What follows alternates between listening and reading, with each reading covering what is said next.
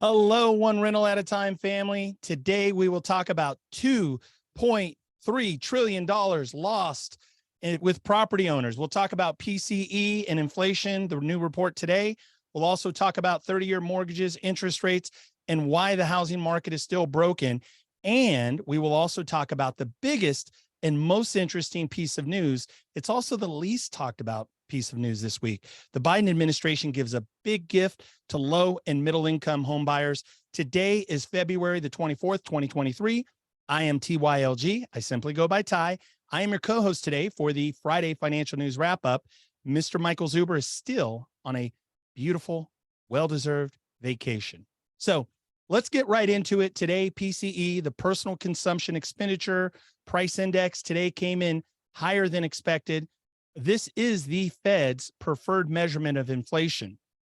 Now, it rose 0.6% in January, and that's 4.7% from the prior year.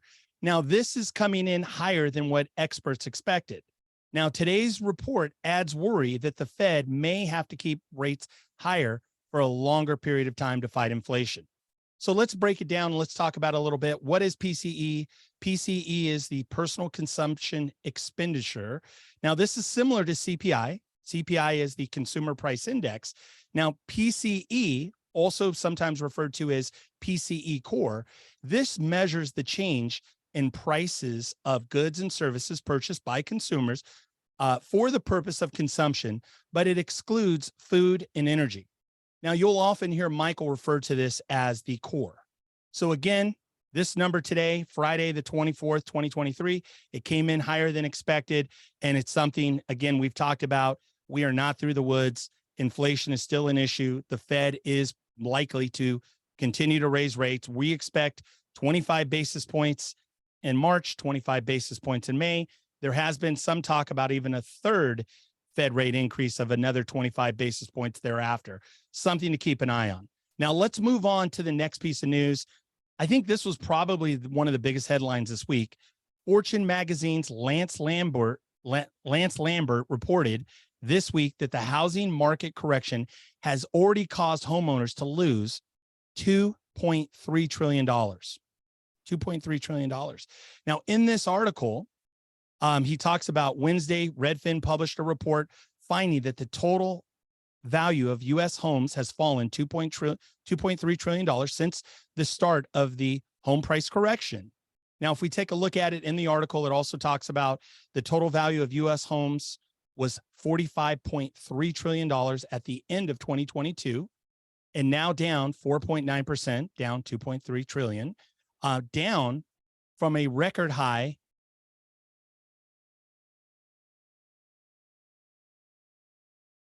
Now, that is a drop. That's down from a record high of $47.7 trillion, a record high in June of 22.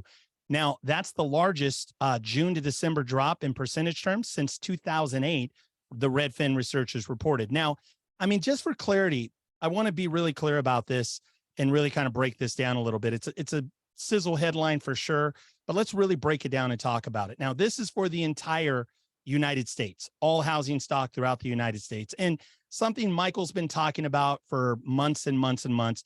This is by no means a crash, right? 4.9% is not a crash. It's not a bubble, but yes, markets are softening. Also, Lance Lambert does a great job. He's probably one of the best well-researched writers. He drops a lot of new data.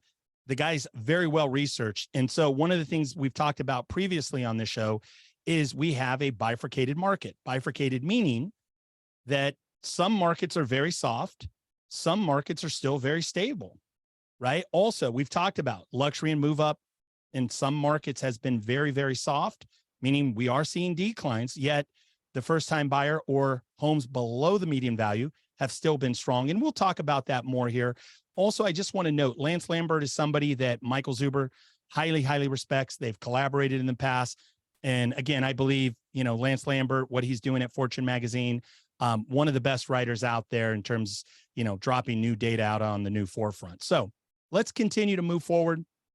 The 30-year mortgage and interest rates, what's going on there? We talked about it. I talked about it last week. It's still a trend. We're still seeing rates Sub sevens for the most part for top tier credit borrowers, in the high sixes, sub seven, meaning below seven. We've seen rates from 6.75 to 6.88. I think too, when Michael gets back, or I'll even reach out to Michael, I want to get his opinion. If we see two Fed rate hikes of 25 basis points, or even maybe three, what does that mean? Does that mean we're going into 7+% mortgage rates?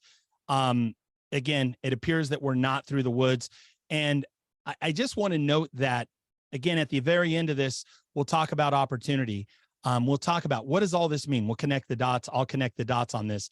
I think the biggest and most interesting news piece of the week was the great news for first-time buyers. Now, the Biden administration, they got it right. They're giving the gift to the low and middle income, moderate income families. These are our first-time buyers. These are FHA buyers specifically. What the FHA is doing, FHA is a federally sponsored mortgage insurance. They back, usually with buyers on FHA, they can put down as little as 3.5%. It makes up for about 80% plus of all the first-time buyers nationwide, the FHA loan, a great program. The FHA is set to reduce the annual mortgage insurance premium, the monthly fee to insure a mortgage, from 0.85% to 0.55%. Now, that's approximately 30 basis points, and that's for new FHA borrowers going forward. So that's really good news for somebody that's a first-time home buyer. That can be really great news for somebody who's buying with an FHA loan. What does that do? It's going to reduce their cost, right? That's going to reduce their cost. There's another video here on the One Rental at a Time channel. Michael talked about it. He did some comparisons. He did some math. You can find that here at One Rental at a Time here on the YouTube channel as well. Now, I want to go back to something we talked about last week. We've talked about it for months now, but why is the housing market still broken? I'll break it down and I'll just talk about it.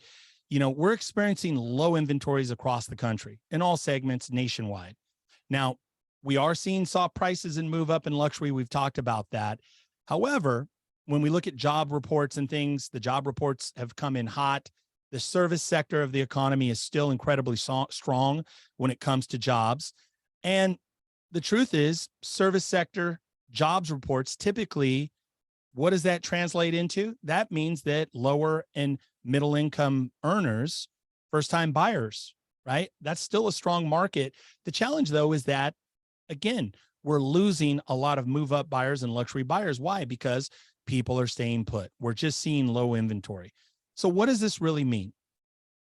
I believe that for the One Rental at a Time investor, properties below the median value are still an incredible opportunity. Prices have held really strong in properties in most markets at or below the median value. We're still low inventory. I think from time to time, we see multiple offers still on the properties if they're clean, if the properties are turnkey, if they're in good shape. Why? Because those first-time buyers, those FHA buyers, that market is only going to get stronger in terms of demand on the first-time buyer side. So if I'm a fixer flipper, if you're a fixer flipper, for sure, you still want to be cautious. We're not through the woods.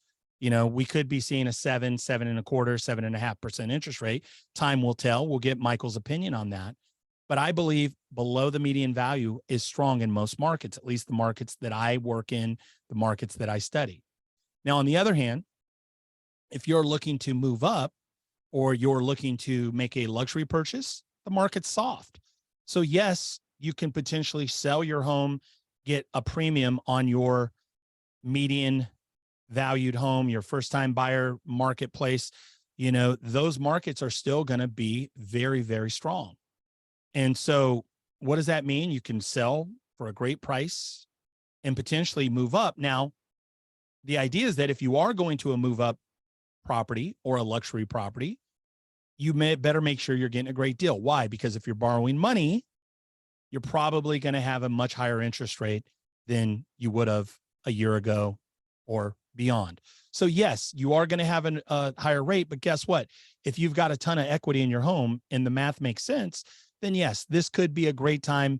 We are seeing soft prices. We're seeing price reductions, and we're seeing a high days on market for luxury market and move up market. So with that said, folks, Now is the time. You've got to do the research. In the end, we've all got to do the work. We've got to know our buy box. We've got to know our markets. I hope that today's Friday Financial News Wrap-Up brought you value. Please, if you're a new viewer, if you watch this, if you come across this video, please subscribe. We are all working hard to get Michael to 50,000 plus subscribers. So please, if you see value in this, if you like the content, please subscribe. Thank you for watching.